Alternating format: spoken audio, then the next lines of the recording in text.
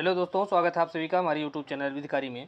दोस्तों, इस वीडियो में हम पार्टनरशिप एक्ट को इसको देखेंगे, इसको डिस्कशन करेंगे। इसके जो प्रोविज़न हैं उनके ऊपर किस प्रकार के एमसीक्यूज बनाए जा सकते हैं उनको हम सॉल्व करेंगे। और यह इस सीरीज का सेकेंड वीडियो है और इसके माध्यम से हम कंप्लीट जो है पार्टनरशिप एक्ट को कवर कर लेंगे। इसके पहले वाले वीडियो में हमने 50 प्रश्नों को सॉल्व किया था और यह सेकेंड पार्ट है। और यह जो वीडियो है खास करके बिहार की जो पीसीएस की परीक्षा है उसके लिहाज से बेहद इंपॉर्टेंट है। इसके अलावा अन्य परीक्षाएं हैं जहां भी पार्टनरशिप से संबंधित जो एमसीक्यूज के रूप में प्रश्न पूछे जा सकते हैं उसके लिहाज से ये बेहद महत्वपूर्ण है। तो आइए हम देखते हैं कि किस प्रकार के प्रश्न जो है इंपॉर्टेंट हैं और अलग अलग परीक्षाओं में पूछे जा सकते हैं। तो पहला है, देखते हैं कि भागीदारी के लिए कम से कम कितने व्यक्तियों की आवश्यकता होती है।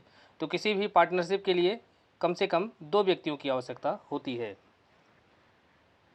नेक्स्ट क्वेश्चन है, पार्टनरशिप एक्ट की धारा 18 में वर्णित है। तो धारा 18 के अंतर्गत क्या जो है वर्णित है। तो इसमें यह दिया गया है कि जो भागीदार है वह फर्म का एजेंट है या अभिकर्ता है। तो इसलिए पहला वाला जो विकल्प है यही सही है और यही जो है धारा 18 के अंतर्गत दिया गया है। विवक्षित प्राधिकार के प्रतिबंध के अंतर्गत जो प्रतिबंध हैं वह किस प्रकार के प्रतिबंध हैं।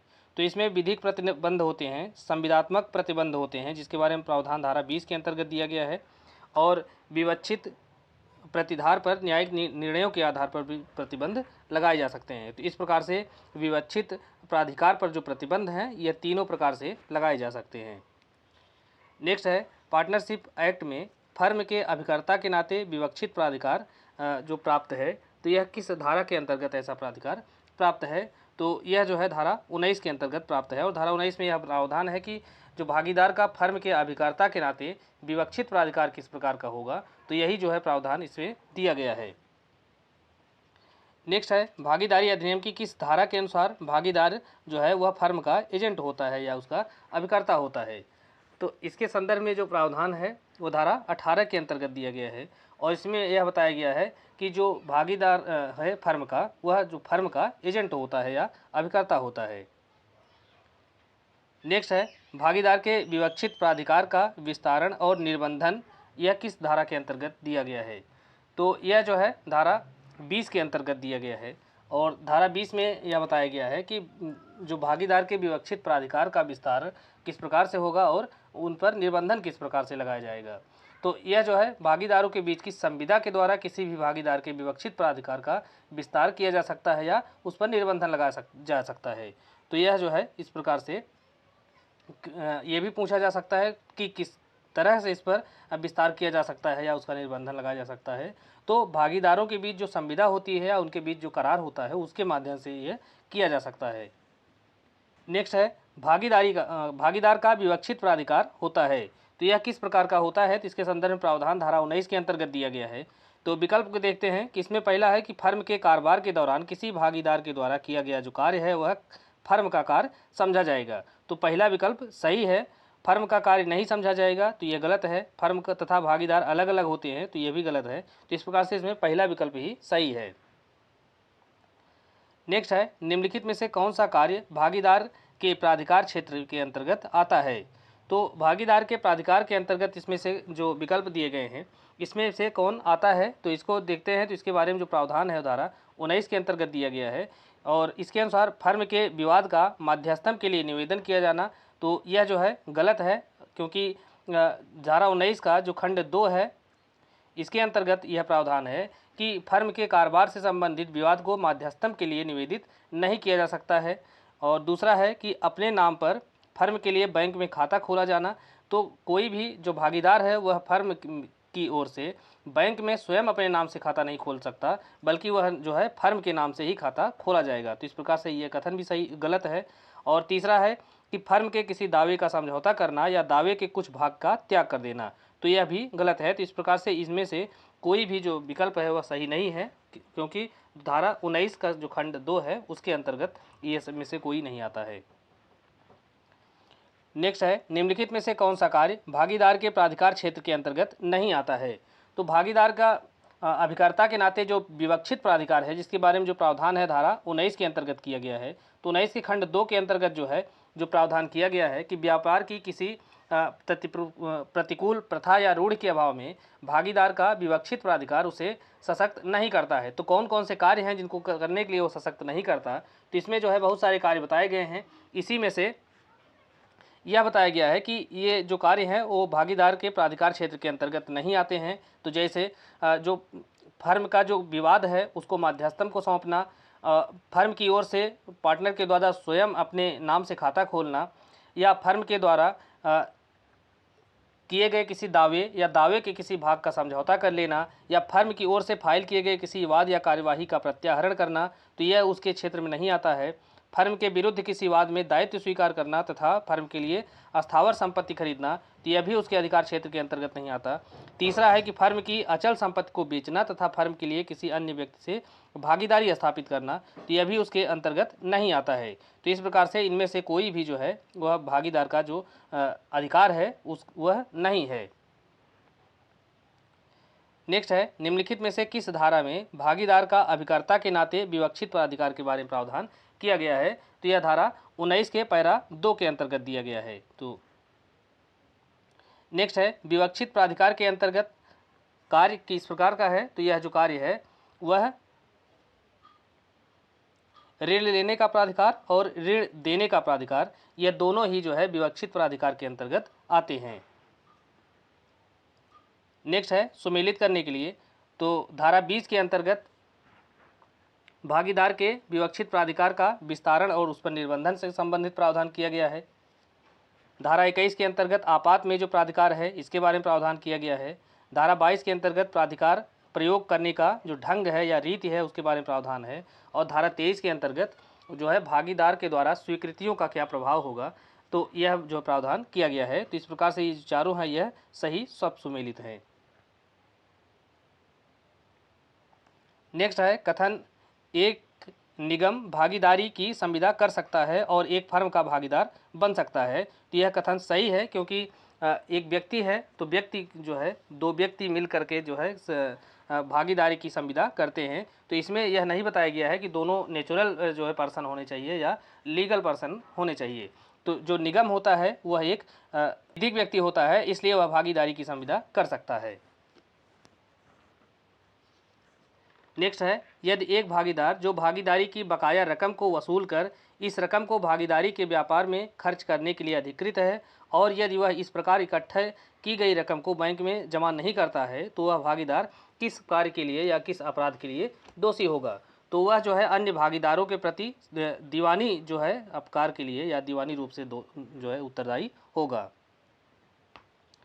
नेक्स्ट है, निम्नलिखित में से कौन भागीदारों का अधिकार है? तो इसमें से भागीदारों का जो अधिकार है उसके बारे में प्रावधान धारा 13 के अंतर्गत दिया गया है। तो वह जो है लाभ में प्राप्त करने का अधिकार है, ब्याज प्राप्त जो लाभ होगा उसमें से ब्याज पाने का उनके पास अधिकार है, और वेतन पाने का अधिकार नहीं है बल्कि क्षतिपूर्ति प्राप्त करने का अधिकार होता है। तो इस प्रकार से इसमें से यह सभी अधिकार जो है वह भागीदारों को प्राप्त होते हैं। नेक्स्ट है, फर्म के कार्यों के लिए भागीदारों का दायित्व किस प्रकार का होता है? तो फर्म के कार्यों के लिए जो भागीदारों का दायित्व होता है वह संयुक्त भी होता है और पृथक पृथक भी होता है। नेक्स्ट है, भागीदारी अधिनियम की कौन सी धारा फर्म के कार्यों के लिए भागीदारों के दायित्व के बारे में प्रावधान करती है?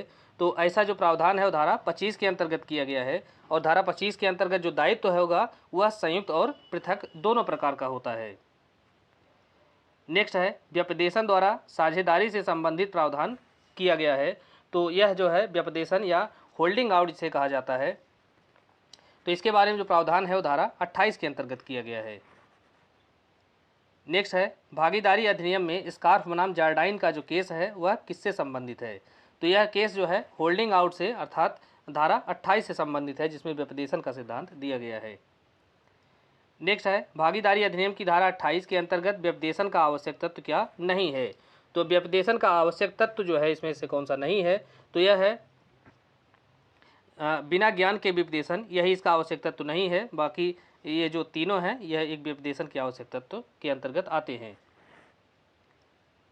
नेक्स्ट है, व्यपदेशन के सिद्धांत के लिए क्या साबित किया जाना आवश्यक है? तो इसमें से जो है व्यपदेशन का जो है साबित किया जाना आवश्यक होता है। नेक्स्ट है डॉक्ट्रिन ऑफ होल्डिंग आउट या व्यपदेशन का सिद्धांत लागू नहीं होता है।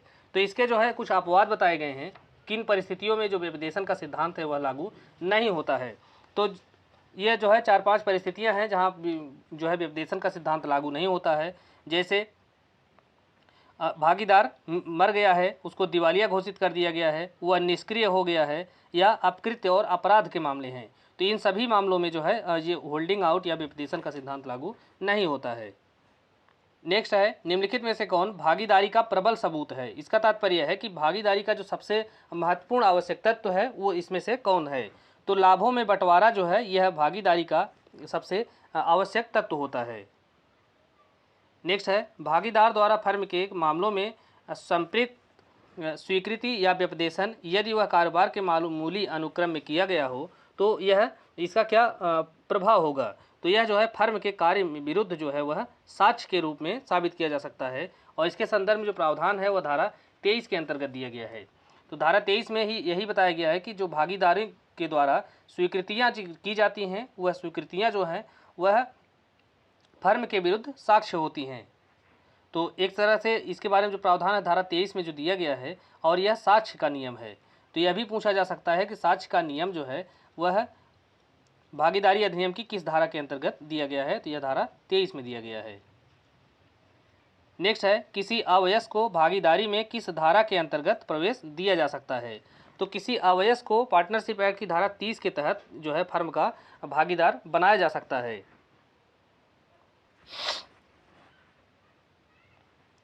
नेक्स्ट है सुमेलित कीजिए। तो इसमें से पहला है धारा 30 के अंतर्गत अवयस्क को भागीदारी में शामिल करने के बारे में प्रावधान किया गया है। तो यह सही है। धारा 31 के अंतर्गत भागीदारों का प्रविष्ट किया जाना, इसके बारे में प्रावधान किया गया है।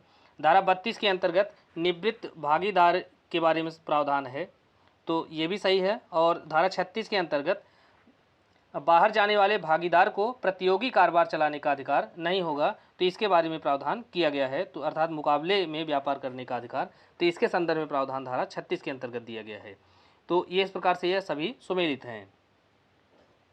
नेक्स्ट है निम्नलिखित कथनों पर विचार कीजिए। तो पहला है अवयस्क को फर्म के लाभों में सम्मिलित किया जा सकता है। तो यह कथन बिल्कुल सही है, और धारा 30 के तहत जो है अवयस्क को फर्म के जो लाभ हैं उसके अंतर्गत शामिल किया जाता है।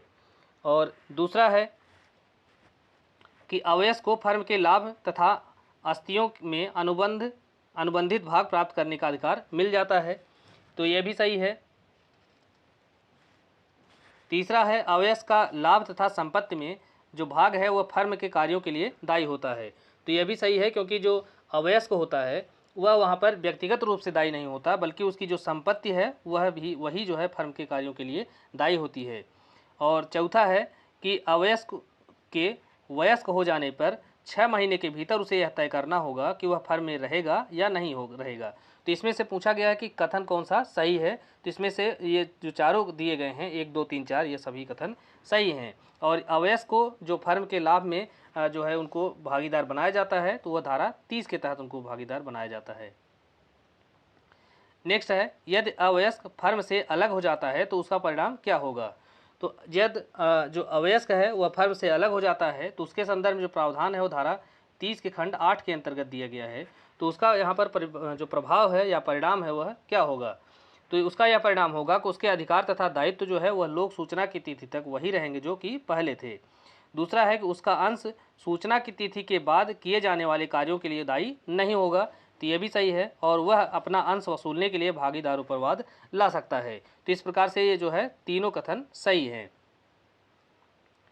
नेक्स्ट है निम्नलिखित मामलों में से किस मामले में सर्वोच्च न्यायालय द्वारा यह निर्धारित किया गया कि भागीदारी फर्म भागीदारों से अलग कोई विधिक इकाई नहीं है। तो यह जो केस है वह दुली चंद लक्ष्मी नारायण बनाम कमिश्नर ऑफ इनकम टैक्स का जो केस है इसी में ऐसा निर्णय दिया गया था। नेक्स्ट है धारा 32 किससे संबंधित है। तो धारा 32 का जो संबंध है वह भागीदार के रिटायर होने से संबंधित प्रावधान इसमें किया गया है।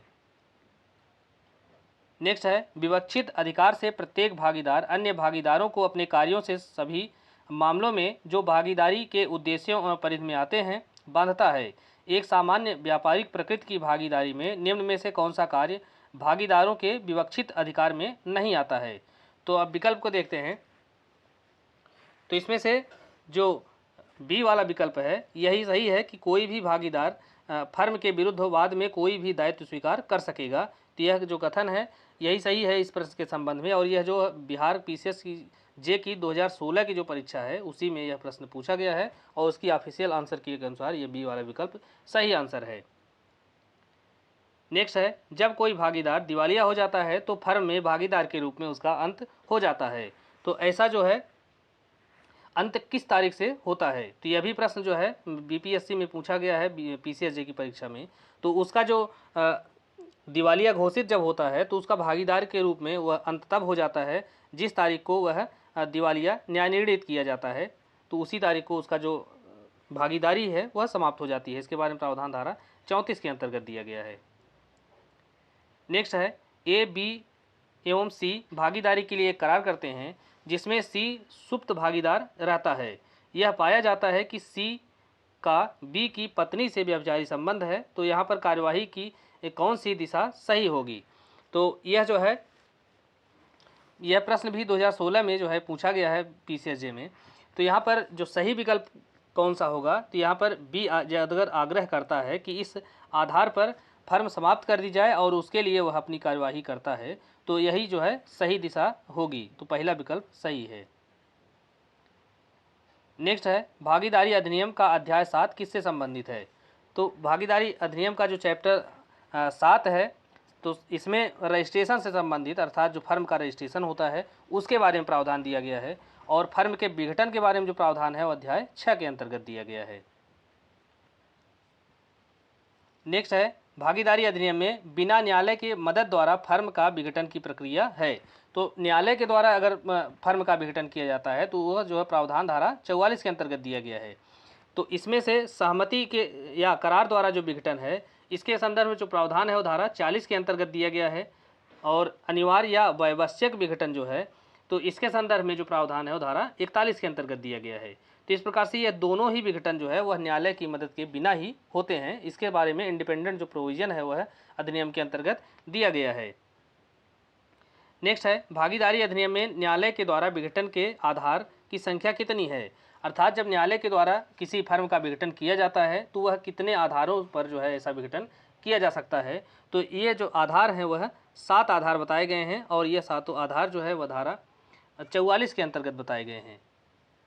और इस धारा 44 के अनुसार न्यायालय के द्वारा इन 7 आधारों पर जो है किसी फर्म का विघटन किया जा सकता है। नेक्स्ट है, भागीदारी अधिनियम के अंतर्गत जहां भागीदारी इच्छाधीन है एक भागीदार फर्म का विघटन कर सकता है अपने आशय की लिखित सूचना देकर। तो ऐसी जो सूचना है वह किसको देगा? और इच्छाधीन भागीदारी अगर है तो उसके संदर्भ में जो विघटन होगा वह धारा 43 के तहत किया जाएगा।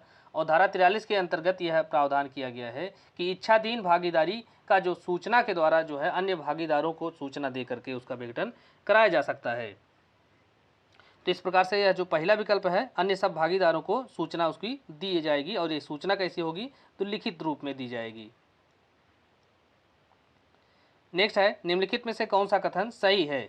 तो पहला है, एक अवयस्क जो है फर्म का भागीदार हो सकता है। तो ये अगर सीधा सीधा ऐसे देखेंगे विकल्प तो यह सही नहीं है, क्योंकि अवयस्क फर्म का भागीदार नहीं बन सकता है। उसको जो है फर्म के जो लाभ हैं उसमें उसको पार्टनर बनाया जा सकता है, तो यह सही नहीं है। दूसरा है कि एक अवयस्क को भागीदारी के लाभ के लिए फर्म में अन्य भागीदारों की सहमति शामिल किया जा सकता है। तो यही जो विकल्प है यही सही है।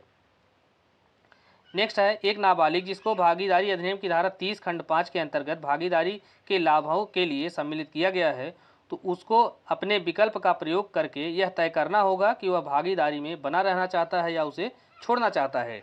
तो यह जो है उसे कब तय करना होगा? तो जब वह बालिग हो जाता है अर्थात वो इसको वयस्क हो जाता है। तो वयस्क होने की तारीख से 6 महीने के अंदर उसको यह डिसाइड करना होगा कि वह जो है पार्टनर के रूप में बना रहना चाहता है या छोड़ना चाहता है। नेक्स्ट है, निम्नलिखित में से कौन सी धारा मृत भागीदार की संपदा के प्रावधान से संबंधित है? तो यह जो धारा है धारा 35 इससे संबंधित है। नेक्स्ट है, भागीदारी अधिनियम की किस धारा में विघटन की परिभाषा दी गई है? तो विघटन की जो परिभाषा है यह फर्म का विघटन धारा 39 के अंतर्गत दी गई है। और इसके अनुसार फर्म के सब भागीदारों के बीच जो भागीदारी का विघटन है वह फर्म का विघटन कहलाता है। और विघटन के जो प्रकार हैं वह धारा 40 से लेकर धारा 44 तक दिया गया है। और इसको अगर आप एक लाइन में याद रखना चाहें कि धारा 40 से लेकर 44 तक में जो 5 आधार बताए गए हैं, तो उसको अगर आप ऐसे समझना चाहें तो जब करार अनिवार्य हुआ तो अचानक नोटिस देकर न्यायालय द्वारा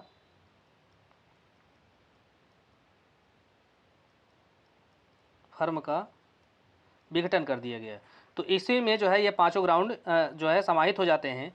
तो जब करार अनिवार्य हुआ तो अचानक नोटिस देकर न्यायालय के द्वारा फर्म का विघटन कर दिया गया।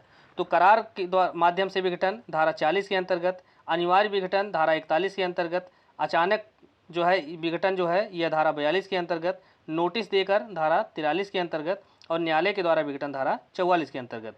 तो यह 5 ग्राउंड हैं, 5 आधार बताए गए हैं। इन्हीं आधारों पर जो है अलग अलग सेक्शन में धारा 40 से लेकर धारा 44 तक जो है फर्म का विघटन किया जा सकता है। नेक्स्ट है, निम्नलिखित में से कौन सी धारा करार द्वारा विघटन से संबंधित है? तो करार द्वारा विघटन से संबंधित धारा जो है धारा 40 है। नेक्स्ट है, सुमेलित कीजिए। पहला, धारा 40 के अंतर्गत करार के द्वारा या सहमति द्वारा विघटन, तो यह सही है। दूसरा है वैवश्यक अर्थात अनिवार्य विघटन, ये भी सही है। और तीसरा है धारा 42 के अंतर्गत आकस्मिक विघटन, ये भी सुमेलित है। और धारा 43 के अंतर्गत नोटिस के द्वारा या सूचना देकर विघटन। तो इस प्रकार से ये जो है चारों सही सुमेलित हैं। नेक्स्ट है, न्यायालय द्वारा विघटन के आधार हैं। तो न्यायालय जो है द्वारा जो विघटन के आधार बताए गए हैं वो धारा 44 के अंतर्गत बताए गए हैं। और ये आधार कौन कौन से हैं? तो किसी भागीदार का चित्त विकृत हो जाना अर्थात उसका पागल हो जाना, तो इस आधार पर फर्म का विघटन किया जा सकता है। दूसरा है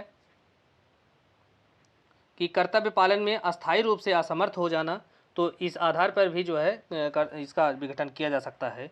और जानबूझकर करार का बार बार उसका उल्लंघन करना, तो इन सभी आधारों पर जो है फर्म का विघटन किया जा सकता है।